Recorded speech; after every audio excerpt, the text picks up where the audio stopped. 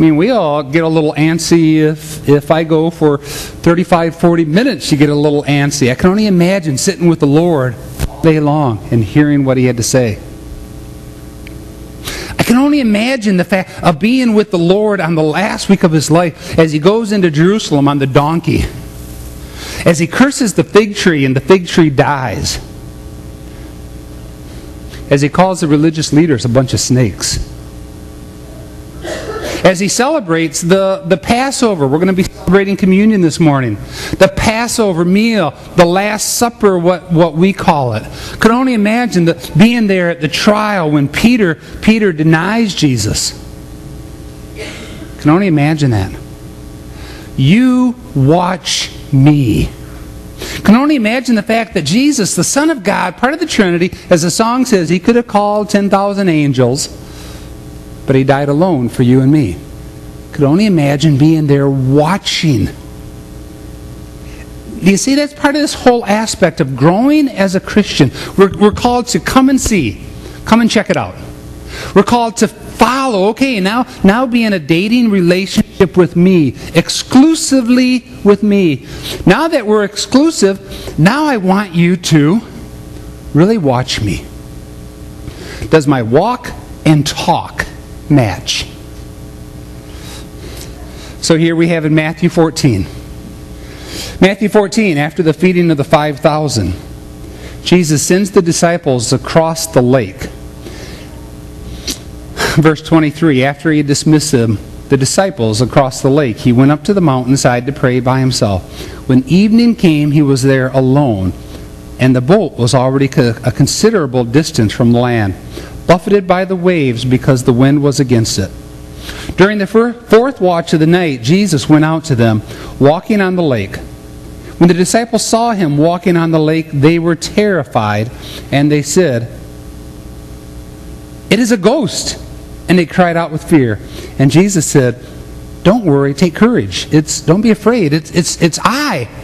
I'm the one that's coming to you." You see the you watch me? The disciples, 3.5 years were there watching Jesus. They're watching Jesus do this, walk on water. You watch me. But there's another step then. The fourth step that we have to take. I'll watch you. We go on here with this passage. Peter says, "Lord, if it's you on the water, tell me to come to you." And Jesus says, "Come." Well, most of us know the rest of the story.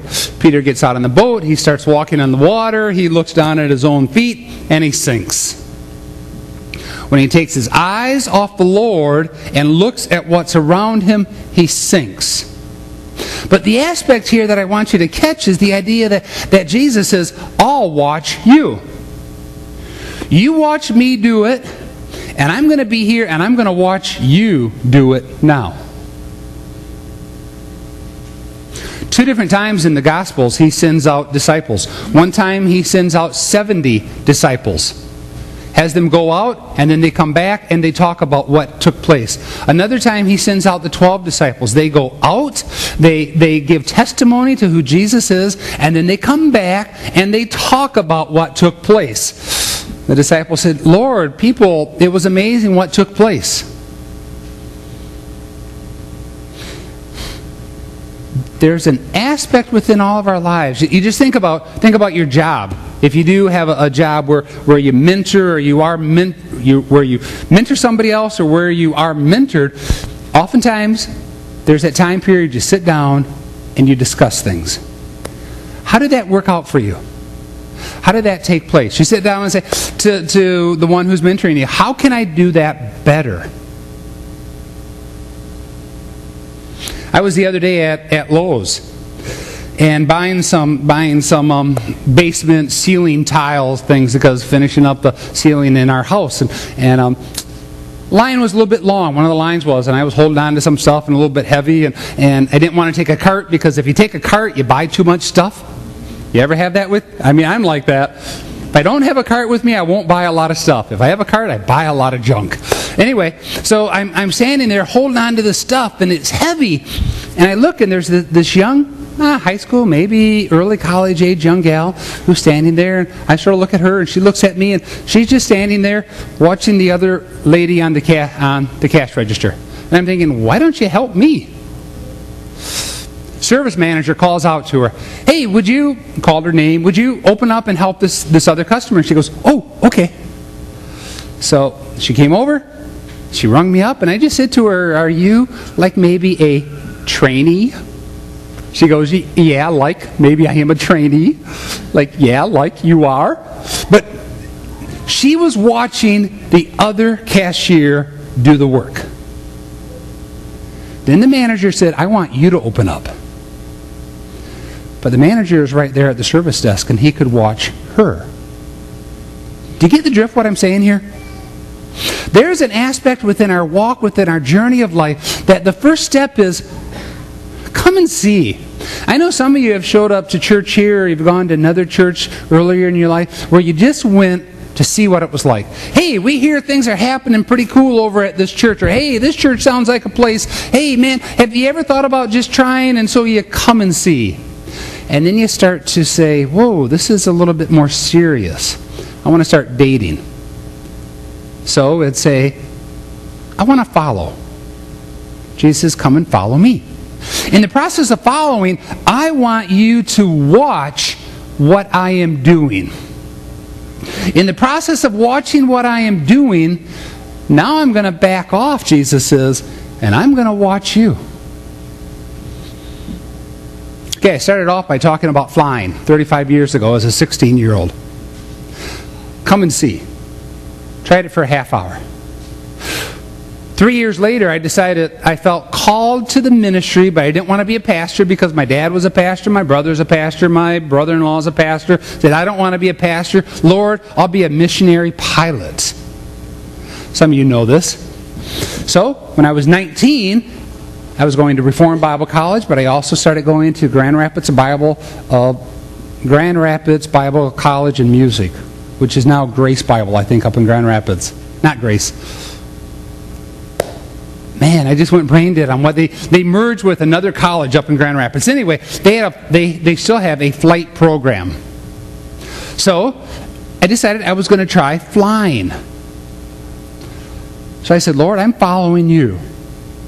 Signed up for the flight program. The first 3 or 4 lessons within the flight program, I really didn't do a whole lot with flying. You go out with the instructor, you get in the plane, and the instructor said, okay, Greg, take a hold of the yoke, put your feet on the pedals, and feel what I feel. You feel it, and you go with me, but I'm going to be doing it. I'm flying the plane, and you just go with me and get a feel for everything that goes on. You watch me, the instructor said. Then the instructor finally said, I'm going to watch you. And for about 4 or 5 hours, the instructor is just watching me as I'm doing all the flying. Doing the takeoff and the landings, doing the stalls, doing the turns around the point, doing the lazy eights, all the different things that you have to do to get your private license. I watch you. But then that scary point comes when the instructor said to me, in 1979, Greg, I'm getting out of the airplane and you're flying by yourself. Oops. Can you go back one, Jacob? In other words, the instructor said to me, you do it. You fly solo. I don't know how many of you have your flying license, Ed. I don't know if you remember. You probably remember your first solo flight. It's scary. I don't know. I was scared. Maybe you weren't scared. But I mean, to be by myself with not having the instructor there next to me, even though for 5-6 hours the instructor wasn't doing anything, still by yourself, that's scary. You get to take off, you circle around, you do the pattern, and you land. And for the school that I went to, they had a very strange, and I don't know if other places do this, but a custom that when you got done with your first solo flight, when you landed, all of the other students ran out and they tore your shirt off your back.